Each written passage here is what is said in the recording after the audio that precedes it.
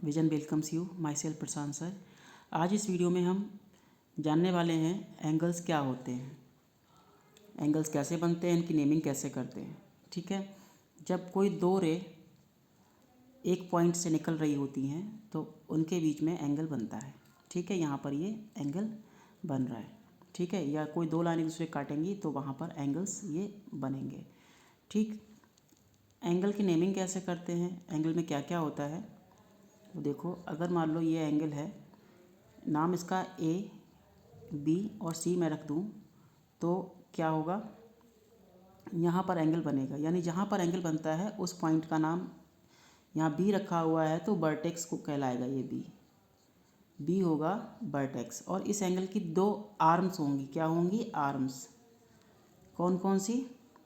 एक तो ये बी ए और एक बी सी। ठीक है ना, बी ए और बी सी, ये इसकी दो आर्म्स कहलाती हैं। ठीक है, और इस एंगल का नाम बी होगा। इस एंगल को हम दो तरह से लिख सकते हैं। इसका एंगल की अगर नेमिंग करने की बात करें तो दो तरह से नेमिंग लिखेंगे। वो नेमिंग कैसी हो सकती है, तो ध्यान रखो, ये जो इसका वर्टेक्स है इसको बीच में रखना है। यानी कि ए एंगल का सिंबल बनाएंगे इस तरह से। कैसे? ये तिरछी लाइन और ये सीधी line, angle A B C, इसका नाम हो जाएगा एंगल ए बी सी। और या फिर इसको हम ऐसे भी लिख सकते हैं, एंगल सी बी ए। ठीक है, सी से स्टार्ट करिए लेकिन बी जो है बीच में ही रखना है। तो ये दो तरह से इस एंगल का नाम लिख सकते हैं। अगर आप बी ए सी लिख दोगे तो ये गलत माना जाएगा, क्योंकि बी से ए से होके हुए सी तक नहीं आ रहा है। ठीक है, या तो आप ए बी सी लिखिए या सी बी ए लिखिएगा। तो इस तरह से नेमिंग करते हैं। क्लियर हुआ? चलिए अब हम एक्सरसाइज को करते हैं आगे। Name the angles in the following figure. इस फिगर में हमें एंगल्स बताने हैं। तो सबसे पहले हम इस एंगल की बात कर लेते हैं, ए की। ठीक है ना, तो इसका नाम क्या हो जाएगा, ए को हमें बीच में रखना है। ठीक है, ए को रखना है बीच में, तो बी ए डी लिख दो या डी ए बी लिख लो। ठीक है, तो हम इसको लिखेंगे बी ए डी, एंगल का सिंबल लगाएंगे एंगल बी ए डी, या फिर angle D A B, angle का सिंबल लगाएंगे डी ए बी लिख देंगे। एक पेयर हो गया। इसी तरह से अब इसका नाम लिखना है तो यहाँ पर बी को बीच में रखना है, तो ए बी सी हो जाएगा या सी बी ए हो जाएगा। ठीक है, क्या हो जाएगा, एंगल ए बी सी या एंगल, यहाँ पर एंगल का सिंबल लगाएंगे सी बी ए। यहाँ पर बीच में ए रखना है। अब क्या रखना है, अगली बार में सी को बीच में रखना है, यानी सी बी डी लिखेंगे या डी सी बी लिखेंगे। लेकिन ये ध्यान रखना, यहाँ पर हम ए से लेके ए सी डी नहीं कर सकते। अगर ए सी डी करेंगे तो ये लाइन आएगी इस तरह से। यहाँ पर हमेशा पास वाले नंबर्स को ही लेते हैं, तो बी सी डी लिखिए या डी सी बी लिखिएगा। क्लियर हुआ? तो एंगल बी सी डी हो जाएगा या फिर एंगल डी सी बी हो जाएगा। और लास्ट बचा ये वाला, तो यहाँ पर डी को बीच में रखना है। तो क्या हो जाएगा, एंगल ए डी सी या फिर एंगल सी डी ए। तो इस तरह से इनकी नेमिंग हमको करनी है। पहला क्वेश्चन हो गया। अगला देखिए, यहाँ पर भी हमें वैसे ही नेमिंग लिखनी है। तो यहाँ पर P Q R S T चार हैं, तो यहाँ पर शुरू कर देते हैं। सबसे पहले पी की बारे में बात करेंगे, तो पी बीच में रहेगा, एंगल पी क्यू टी हो जाएगा। अगली बार में क्यू बीच में लिख लीजिएगा, एंगल पी, एक मिनट गड़बड़ हो गया थोड़ा सा। अभी हमने लिखा है, हमें ये पी बीच में रखना है ना, तो हम पी बीच में रखेंगे। क्यू पी टी लिखो या टी पी क्यू लिखो, टी पी क्यू लिख लो या क्यू पी टी लिख लो, एक ही बात है, पी बीच में रहेगा। अगली बार में हमें क्यू बीच में रखना है, तो पी क्यू आर लिख सकते हो, आर क्यू पी लिख सकते हो। तो यहाँ पर हम लिखेंगे, क्यू बीच में रखेंगे, पी क्यू आर लिखेंगे। ठीक है, अब हमें आर बीच में करना है, तो एंगल एंगल दो बार लगा दिया, सॉरी, क्यू फिर आर एंड देन एस, यानी क्यू आर एस लिख देंगे। अगली बार में एस बीच में रखना है तो आर एस टी रख देंगे बीच में, एंगल आर एस टी। और इसका नाम लिखना है तो angle S T P, S T बीच में रखना है और पी। तो इस तरह से हमने पांचों एंगल्स के नाम लिख दिए। अब इसका क्या करना है, आपको रिवर्स क्रम में नाम लिखना है। जैसे टी पी क्यू था, टी पी क्यू था, इसको हम क्यू पी टी भी लिख सकते हैं। क्या लिख सकते हैं, एंगल क्यू पी टी लिख सकते हैं। इस एंगल को हम ये एंगल भी लिख सकते हैं, ठीक है ना। तो रिवर्स क्रम वाले एंगल्स को आपको खुद लिखना है, ये आपका होमवर्क रहेगा। समझ गए। अगला क्वेश्चन देखते हैं।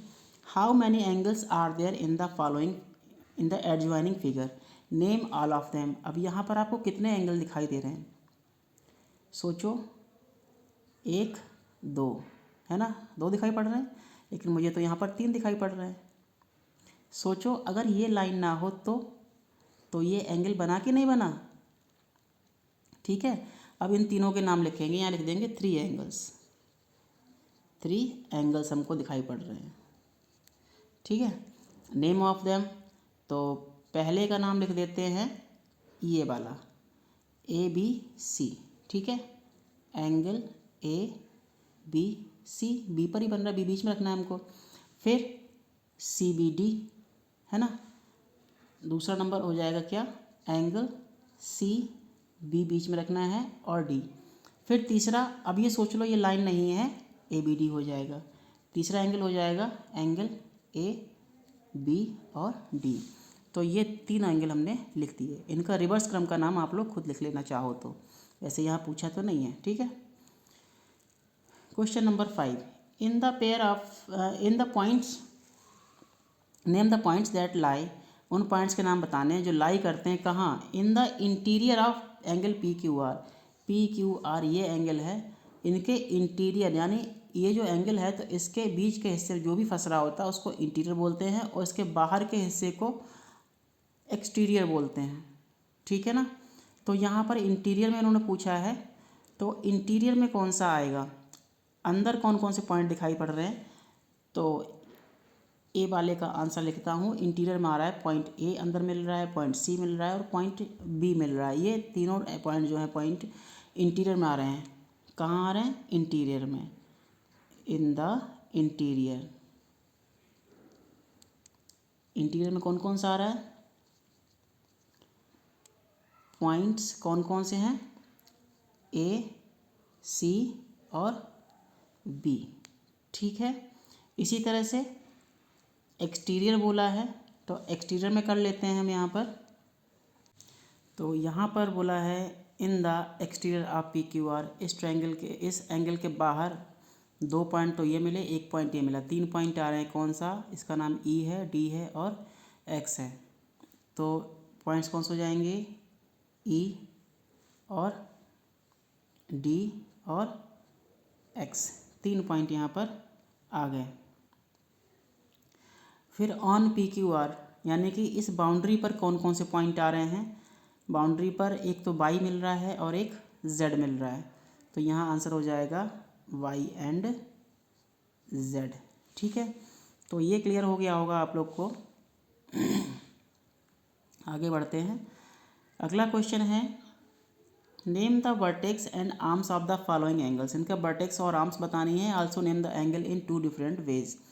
तो हम पहले ए वाला करेंगे। यहाँ पर इसमें वर्टेक्स कौन सी है, वर्टेक्स जहाँ पर टू रे निकलती हैं उसका नाम हो गया वर्टेक्स एम, ठीक है।